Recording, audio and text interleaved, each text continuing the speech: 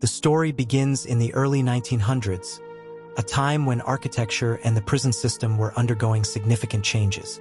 In the midst of these changes, a single man would become the focal point for an incredible feat of construction. This was the story of a prison built specifically to hold one person, not just any person, but a notorious criminal whose influence and reach had spread across multiple continents. This person was so dangerous that they were deemed a threat to society as a whole. In the world of high-security prisons, most facilities are designed to accommodate a large number of inmates. But this particular prison was different. Built to house only one man, it represented a unique challenge for engineers and architects alike. The idea of building a facility so secure, so isolated, that it could contain a single person was a testament to the power of wealth, influence, and fear. The man at the center of this story was no ordinary criminal. He had committed crimes that shook entire nations, leading to the death of many innocent lives. His reach extended far beyond national borders, making him an international criminal mastermind. For years, he had evaded capture, constantly changing his identity and moving across countries. His capture would be the crowning achievement of law enforcement, and it was clear that he would require a prison unlike any other. After his capture, authorities were faced with a dilemma. They could not simply place him in any existing facility.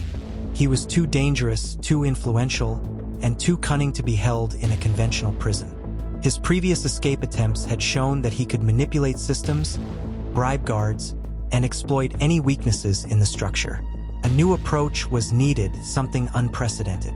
The solution came in the form of a prison specifically designed to hold him. The facility would be built on an isolated island, surrounded by treacherous waters and miles from the nearest land. This location was chosen not just for its isolation, but because of the harsh natural environment. It would make any escape attempt virtually impossible. Even if the prisoner managed to break out, the elements would be just as much a threat as the guards. The prison would be designed to hold this one man indefinitely. Architects and engineers were tasked with creating a fortress that could withstand the most extreme conditions. The building itself was made of reinforced concrete, with walls that were several feet thick. The design was minimalistic but highly functional, with no unnecessary spaces or features that could be exploited. Security was the top priority. The prison was surrounded by a series of fences, each one taller and more fortified than the last. These fences were topped with barbed wire, making it impossible for anyone to scale them. The surrounding waters were patrolled by armed guards, and the island was completely cut off from the mainland. There were no bridges, no tunnels, and no easy way to reach the prison. Inside the prison, the conditions were even more restrictive. The single inmate would have no contact with the outside world. His movements would be tightly controlled, and he would be confined to a small, windowless cell. The cell itself was equipped with the barest of necessities: a bed, a toilet, and a small sink. There were no luxuries, no comforts, and no distractions. The idea was to break him mentally, to strip away everything that could be used to manipulate the guards or the system. The guards who were assigned to this facility were carefully selected for their loyalty and discipline. They were trained to handle the most dangerous criminals and were given extensive training on how to deal with this particular inmate. The prison was designed with redundancy in mind. If one layer of security failed, another would be in place to prevent an escape. Over the years, the prison became a symbol of the lengths to which authorities would go to keep this criminal locked away. It was widely believed that the prison was indestructible, that no one could ever escape. However, as time passed, doubts began to emerge. The prison was costly to maintain, and some questioned whether it was worth the expense to house a single inmate. Yet, the fact remained: this prison had been built for one person, and that person was the most dangerous individual in the world at the time. Despite the harsh conditions, the prisoner remained defiant. He continued to make attempts to escape, though none were successful. His isolation only fueled his desire to break free. Over time, his name became synonymous with escape attempts, and he was seen as a symbol of defiance against the system. The prison, in turn, became a symbol of authorities' determination to keep him locked away forever. The world outside continued to change, but inside the prison, Time seemed to stand still. The inmate aged, but his mind remained sharp. He continued to try and find ways to manipulate the system, to exploit any weakness he could find. But with each passing year, the prison's security grew tighter, and his chances of escape grew slimmer. As the decades passed, the world outside the prison walls began to forget the man who was once feared by all. His story became a distant memory, a footnote in the annals of history. The prison, once a symbol of unyielding power, began to fade into obscurity. Yet the man inside continued to live, a ghost in the system, never to be freed. Eventually, the prison became more of a museum than a functioning facility. The island remained uninhabited, its gates locked and its walls standing as a silent reminder of the past. The once feared criminal had long since passed, but the prison remained, a monument to the lengths to which the authorities had gone to contain him. In the end, the prison that was built to hold one man became a symbol of both power and futility. It was a reminder that even the most secure systems are not infallible, and that no man is truly beyond the reach of the world. The man who had once been considered the most dangerous criminal in the world was now nothing more than a memory, his story a cautionary tale for future generations. The prison, once a symbol of absolute control, now stood as a relic of a bygone era. It was a reminder of the dangers of unchecked power, of the lengths to which authorities would go to maintain order. Yet, in its silence, it also spoke of the futility of trying to control a single man, no matter how powerful or dangerous he might have been. For years, the prison stood empty, its gates rusting and its walls crumbling. But even in its decay, it remained a powerful reminder of the past. It spoke to the lengths to which society would go to protect itself from threats, and the lengths to which it would go to punish those who dared to challenge it. In the end, the prison that was built to hold one man was not just a physical structure. It was a testament to the power of fear, of control, and of the human desire to maintain order in a chaotic world. It was a reminder that even the most secure systems can be broken, and that no man is truly beyond the reach of the law. And so, the story of the prison that was built to hold one man remains a part of history. A reminder that sometimes the greatest threats come not from armies or institutions, but from a single individual whose influence can change the world. The prison stands as a symbol of the battle between control and freedom, and of the lengths to which society will go to ensure its own survival. The story of this prison may have ended, but the lessons it taught remain relevant to this day. It serves as a warning to those who seek to challenge the system, and as a reminder to those in power that no matter how secure their systems may seem, there is always the possibility that they can be broken. The story of this prison is not just about one man, nor is it simply about a physical structure. It encapsulates a broader theme of human nature and society's attempts to control, suppress, and isolate those deemed dangerous. As much as it reflects the lengths to which authorities can go to contain power, it also mirrors the desperation and resourcefulness of the human spirit. No prison, no matter how secure, can completely suppress the desire for freedom. For those who dared to challenge the system, the prison became an enduring symbol of what happens when an individual's will is pitted against the collective power of society. In their minds, the very existence of such a facility was a proof of the failure of the system. It reflected a deep insecurity, a fear that even the most carefully constructed societies can be undone by one individual's ability to outwit or defy the authorities. The authorities, meanwhile, were keenly aware of the prison's symbolic importance. It was more than just a physical structure. It was a manifestation of power, an unspoken statement that no one, not even the most dangerous of criminals, could escape the reach of the law. They had built the prison not just to contain, but to send a message to the world.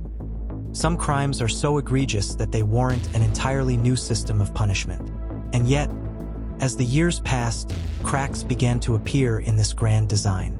The world had changed, and the methods that had once seemed unassailable now seemed outdated. The very isolation that was supposed to ensure the prisoners' continued captivity had made the prison itself irrelevant. With the rise of more modern methods of incarceration, the place had become a relic, an outdated reminder of a time when the world was less interconnected, less aware of the complexities of human psychology and crime. There were moments when people questioned whether the prison had ever truly been about securing the individual within. Some argued that its purpose had shifted over time, becoming more about showing the world the lengths to which the authorities were willing to go in their efforts to suppress rebellion. In a world where symbolism often carries as much weight as substance, the prison had become a monument to control and the fragility of those who sought it. Though the prison's original inmate had passed away, the aura surrounding the facility remained potent. It continued to be the subject of discussions among historians, architects, and even criminologists. Many debated the ethics of constructing such a place, particularly considering its excessive nature. Critics often viewed it as a symbol of oppression, a reminder that even in the name of justice, human beings could be subjected to systems of cruelty and isolation. Still, there were those who saw the prison differently. For them, it was a triumph of the human will, a testament to the ingenuity and determination of those who designed it. They admired the meticulous planning, the attention to detail, and the unyielding security that made it seemingly impossible to breach. To them, the prison represented a victory over chaos, a structure that could hold back even the most dangerous forces in society. But those who romanticized the prison's existence often overlooked the harshness of its reality. It was a place designed not for rehabilitation but for eternal punishment. The one individual it was created for lived out their final years isolated from society, alone in a cold and unforgiving environment. No amount of security could alleviate the mental toll the years of solitary confinement had taken on them. The human mind was simply not meant to be confined in such a way. Many psychologists who studied the prison's impact argued that the very design of the facility contributed to the inmates' mental deterioration. No matter how secure the walls or how well guarded the gates, the isolation inflicted upon the prisoner could never be undone. Solitary confinement has been shown to have devastating psychological effects, and the individual at the center of this story was no exception. In the end, the prison failed to break the spirit of its occupant, but it did leave a lasting mark on his mind. There was a certain tragic irony in the fact that the prison, built to hold a single man, outlived its intended purpose. After the criminal's death, the facility was left to decay, its once impregnable walls slowly eroding over time. It became a symbol of wasted resources, an investment that never truly paid off. There were no grand escapes, no dramatic confrontations. It simply stood as a hollow monument to a bygone era, with no one left to remember its significance. And yet, despite its decline, the prison still held sway over the imagination of those who studied it. It had become an object of fascination, a place that represented the limits of human control. For some, the prison was a metaphor for the extremes to which society might go in its attempt to impose order.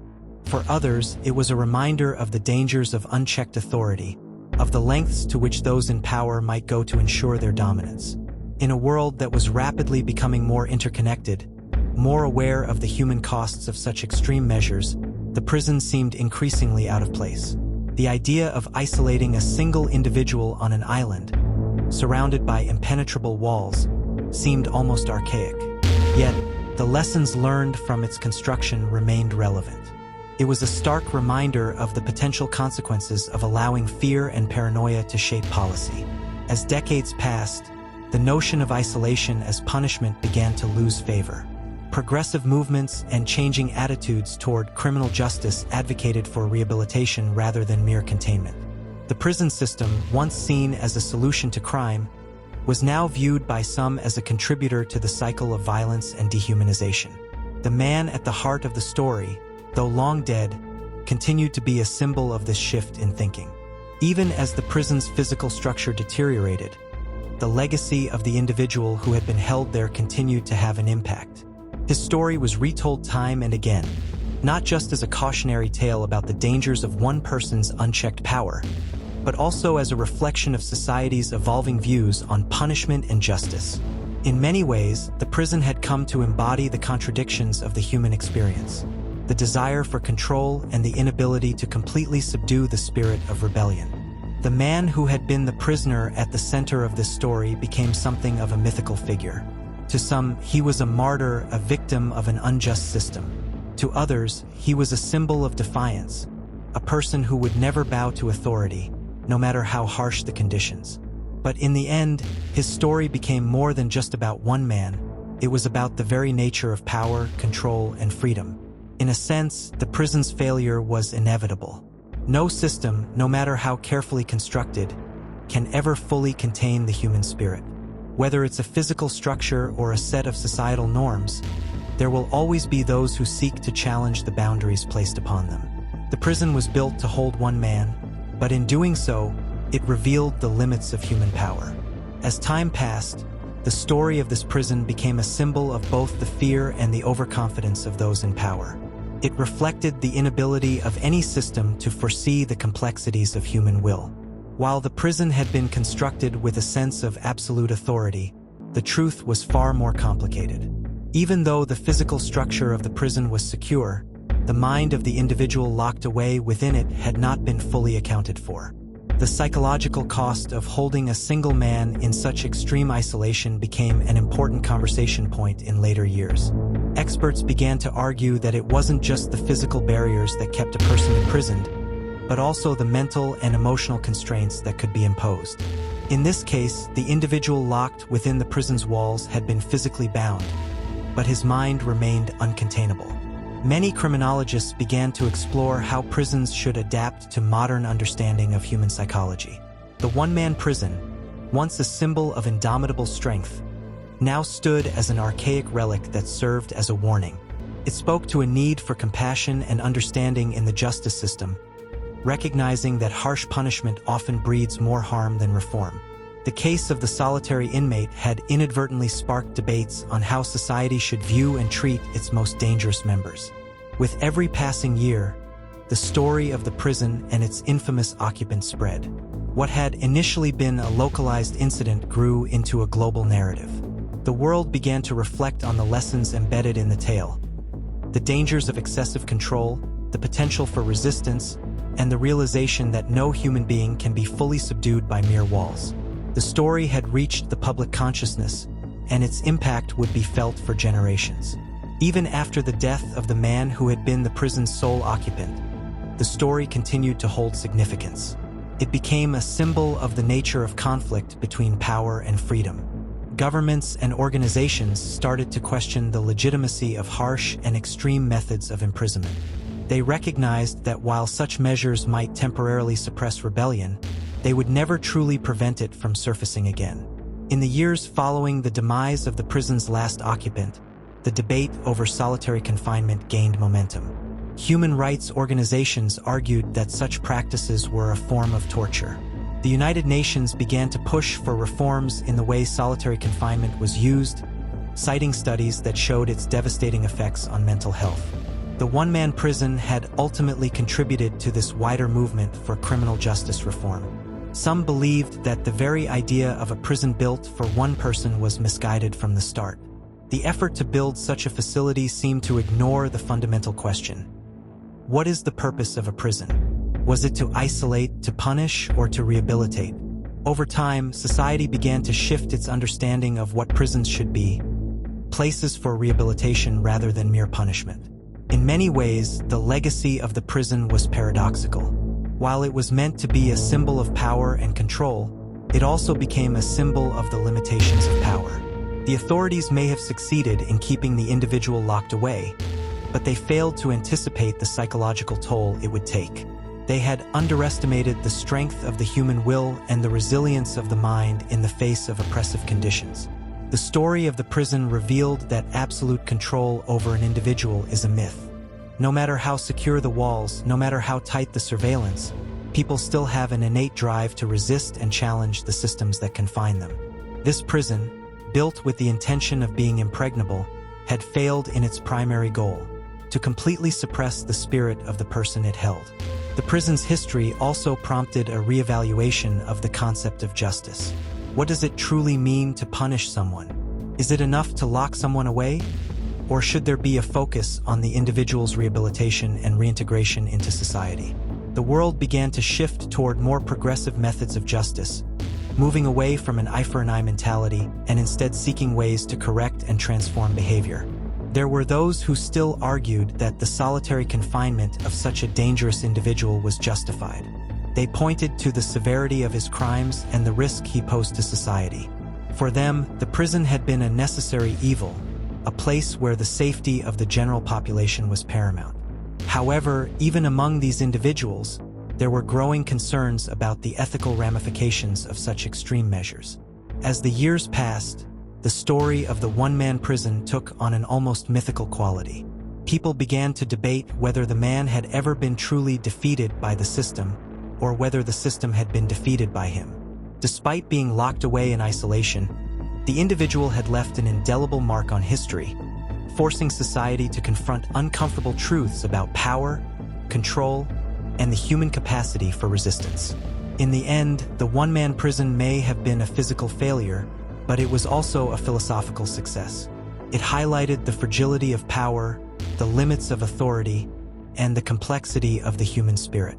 Those who had built the prison had not just created a structure, they had created a story that would resonate throughout history, forcing future generations to reconsider their assumptions about justice and punishment.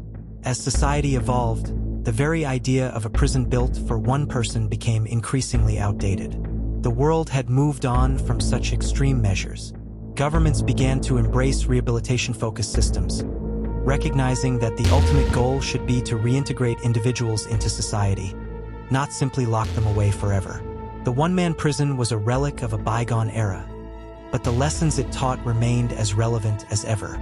Though the prison no longer stood as a functioning facility, its legacy lived on in the public discourse. The debate over the ethics of solitary confinement and extreme punishment continued to shape the global conversation on criminal justice reform. It was clear that the prison had served a purpose, but not in the way its creators had intended. Its real purpose had been to provoke thought, to question the morality of absolute control, and to inspire change. The story of the prison also demonstrated the inevitability of change. The world had once believed that such extreme measures were necessary to maintain order. Yet, over time, the flaws of such thinking became apparent. It was a reminder that even the most well-constructed systems can be undone by the evolution of human understanding and societal values.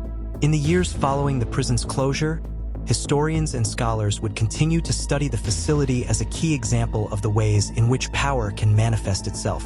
The prison had been built for one man, but it had affected far more than just its solitary inmate.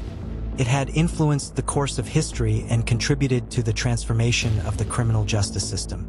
As the world looked back on the prison's existence, there was a sense that the entire saga had been a wake-up call. It was a reminder of the dangers of unchecked power and the need to question the structures that govern society. The prison had been an attempt to impose order, but in the end, it had only highlighted the inherent chaos in the human experience. Today, the lessons of the one-man prison continue to echo through the halls of criminal justice reform movements around the world. As societies strive to create more humane systems of justice, they are reminded that no system, no matter how secure, can ever fully control the human spirit. The story of the prison, while tragic, is ultimately one of resilience, of defiance, and of the enduring power of the individual. And so, the prison's legacy lives on, not in its walls, but in the lessons it imparts. It reminds us that even the most secure systems can be undermined, that power is fragile, and that the human spirit is not easily confined. The story of this prison may have ended, but its lessons continue to shape the way we think about justice, power, and the nature of control. As time goes on, the story of the prison that was built to hold one man will continue to be told, a cautionary tale for future generations. And though the man at the center of the story may no longer be remembered by many, his legacy lives on in the walls of the prison that once held him, and in the lessons it teaches about power, control, and the human spirit.